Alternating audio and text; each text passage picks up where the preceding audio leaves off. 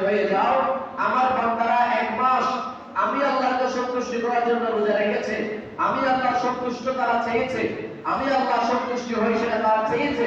যখন তারা আমি আল্লাহ সন্তুষ্টি চেয়েছে, আমি আল্লাহ আজকে ঘোষণা করে দিলাম, যারা আজকে ইফতার করতে এসেছে তারা আসার পূর্বে হয়তো গুনাহগার ছিল, কিন্তু আমি আল্লাহ ঘোষণা দিচ্ছি তারা যাওয়ার সময় নিষ্পাপ হয়ে ফিরে যাবে। সুবহানাল্লাহ।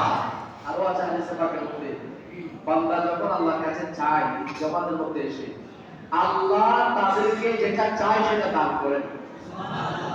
যদি সেটা আখিরাতের বিষয় হয়, পরকালের বিষয় হয়, এটা নিশ্চিতভাবে আল্লাহ তার জন্য লিপিবদ্ধ করে।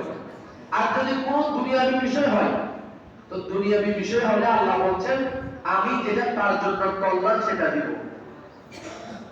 মনে করেন আল্লাহ, আমরা অনেক সময় দোয়া করি না, অনেক দোয়া করি, কিন্তু দোয়া করার পর বলি যে এত দোয়া করলাম, দোয়া কবুল হচ্ছে না। এটা মূলত দোয়া কবুল হচ্ছে না, জানেন আপনার দোয়াটা কবুল হচ্ছে, আপনার দোয়াটা আল্লাহর রহমতের মধ্যে আছে। এগুলো আপনি যখন কিয়ামতের ময়দানে উঠবেন, আপনি দেখবেন যে আপনার দোয়ার বিশাল বরকত হয়ে গেছে।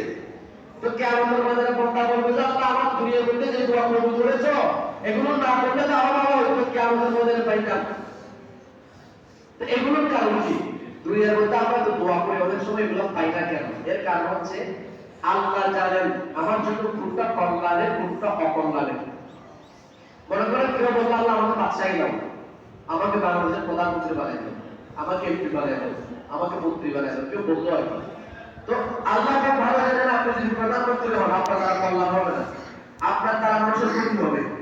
আপনি মন্ত্রী হলে আপনি মানুষের কষ্ট দিবেন, আপনি মনে করতেছেন যে আমার দ্বারা হবে না, আপনি বলতেছেন হবে না, কিন্তু আল্লাহ পাক সুবহানাহু ওয়া তাআলা জানেন যে হবে। তা আল্লাহ যেটা কল্যাণ সেটা আপনাকে